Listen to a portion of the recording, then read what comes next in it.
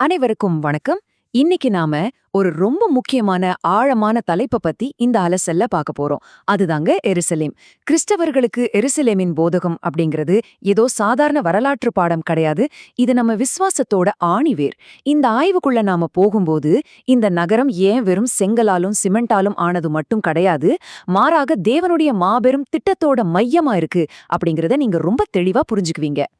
சரி, இப்போ இந்த முக்கியமான கேள்வியோடயே ஆரம்பிக்கலாம். ஒரு கிறிஸ்தவரா நமக்கு எருசலேம் உணர்த்துற பாடம் என்ன? ஒரு உண்மையான விசுவாசியோட இருதயம் கண்டிப்பா இத பத்தி தெரிஞ்சுக்க ஏங்கணும். ஏன்னு கேக்குறீங்களா? ஏன்னா தேவனோட பார்வையில எருசலேமுக்கு 2 பரிமாணங்கள் இருக்கு.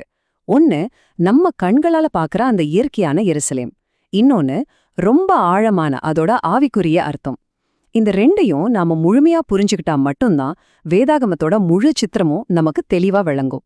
முதல்ல இந்த நகரத்தோட இருதயம், அதாவது அந்த பழமையான ஏக்கத்தை பத்தி பாப்போம். யூதர்கள் தங்களோட சொந்த நாட்டை விட்டு பாபிலோனுக்கு சிறைப்பிடிக்கப்பட்டு போன அந்த காலத்தை கொஞ்சம் யோசிச்சு பாருங்க. அவங்க அனுபவித்த அந்த ஆழமான வலிய சங்கீதம் 137 நமக்கு அப்படியே படம்பிடிச்சு காட்டுது.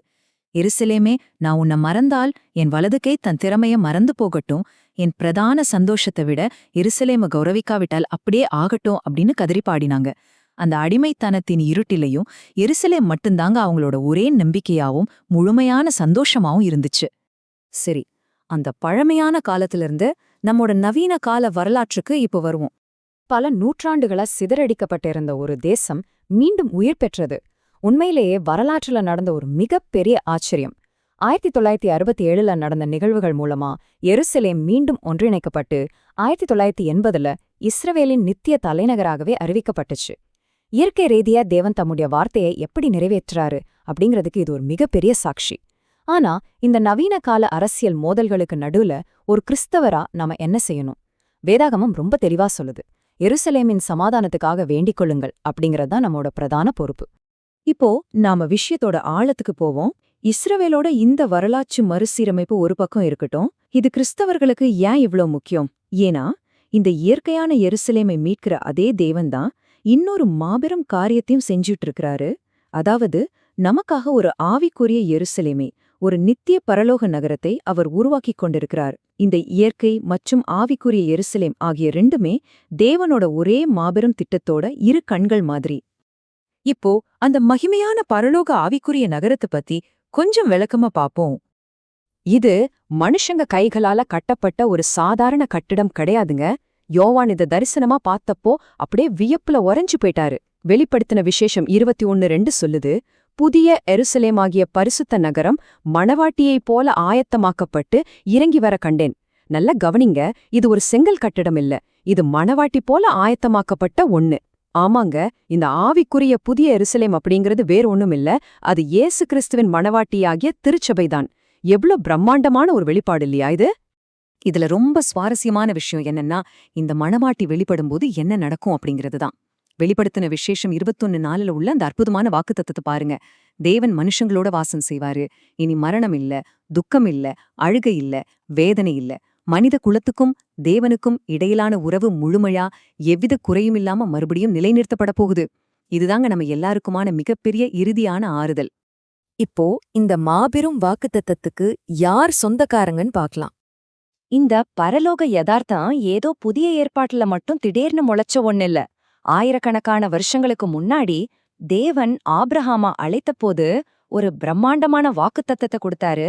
உனக்குள் பூமியின் வம்சங்கள் எல்லாம் ஆசிர்வதிக்கப்படும். இது முழு பூமிக்குமான ஒரு ஆசிர்வாதம். எதிர்காலத்துல கிறிஸ்துவும் அவருடைய மணவாட்டியுமாகிய அந்த ஆவிக்குரிய புதிய எருசலேம் பூமியில இருக்கிற ஒவ்வொரு குடும்பத்தையும் ஆசிர்வதிக்கும் போதுதான் இந்த வாக்குத்தத்தம் முழுமையா நிறைவேறப்போகுது. ஆனா இங்க ஒரு நியாயமான கேள்வி எழும்பலாம். தேவன் ஆபிரஹாம் கிட்ட உனக்குள் அப்படின்னு சொன்னார் இல்லையா? அந்த நீ அப்படிங்கிறது யார குறிக்குது? இது ஒரு குறிப்பிட்ட நாட்டை சேர்ந்தவங்கள மட்டும்தானா, இல்ல பல நூற்றாண்டுகளை கடந்து வாழ்ந்துகிட்டு இருக்கிற இன்றைய நமக்கும் இதுக்கும் சம்பந்தம் இருக்கா? என்ன நினைக்கிறீங்க? இதுக்கு பவுல் அப்போஸ்தலன் கலாத்தியர் 3:29 ரொம்ப ஆணித்தரமா பதில் சொல்றாரு. நீங்கள் கிறிஸ்துவினுடையவர்களானால் ஆபிரஹாமின் சந்ததியாயும் வாக்குத்தத்தத்தின்படியே சுதந்திரராயும் இருக்கிறீர்கள்.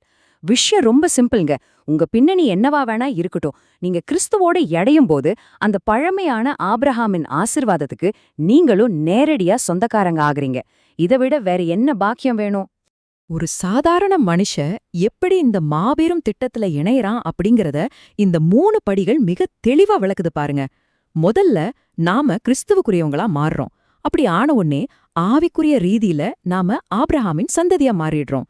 அதோட விளைவா உலகத்தையே ஆசீர்வதிக்கப் போற அந்த மாபெரும் வாக்குத்தத்தத்துல நாமும் பங்கு கொள்றோம். இது உண்மையிலே ஒரு அற்புதமான ஆவிக்குரிய சங்கிலித் தொடர்தான். சரி, இப்போ இந்த ஆய்வோட உச்சகட்டமான இனி வரவிருக்கிற அந்த உலகளாவிய ராஜ்யத்தை பத்தி பார்க்கலாம். கிறிஸ்து தன்னுடைய ராஜ்யத்தை ஸ்தாபிக்கும்போது இந்த பூமி எப்படி இருக்கும்னு கற்பனை பண்ணி பாருங்க. இன்னைக்கு பல அரசியல் விவாதங்களுக்கு ஆளாகி இருக்கிற இந்த இயற்கையான பூமிக்குரிய எருசலேம் நகரம் அப்போ முழு உலகத்துக்கே மையமா மாறும். ஆமாங்க, அவர் தன்னுடைய அரசாட்சியை அமைக்கும்போது இந்த எருசலேம் நகரம் உலகமே வியந்து பார்க்கிற ஒரு தலைநகரமா பிரகாசிக்க போகுது. இதத்தான் ஏசாயா தீர்க்கதரிசி ரொம்ப தெளிவா சொல்லியிருக்காரு. சியோனிலிருந்து வேதமும் எருசலேமிலிருந்து கர்த்தரின் வசனமும் வெளிப்படும்.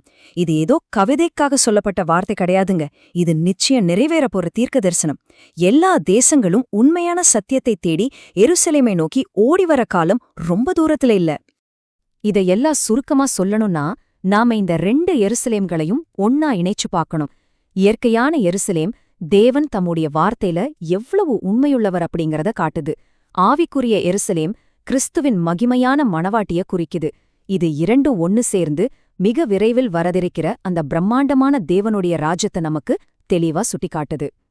நாம இந்த அலசலோட இறுதிக்கு வந்துட்டோம். எருசலேமின் போதகம் நமக்கு சொல்ல வர இறுதியான செய்தி இதுதான்: நம்பிக்கை, மீட்பு மற்றும் உலகம் முழுவதற்குமான ஆசிர்வாதம். அந்த நாளுக்காக நாம காத்திருக்கிற இந்த வேளையில தொடர்ந்து எருசலேமின் சமாதானத்துக்காக ஜெபிப்போம். தேவன் இந்த பூமியில கட்டி எழுப்பிக்கிட்டு இருக்கிற இந்த மாபெரும் நித்திய வரலாற்றுல உங்களுடைய பங்கு என்னவாக இருக்க போகுது?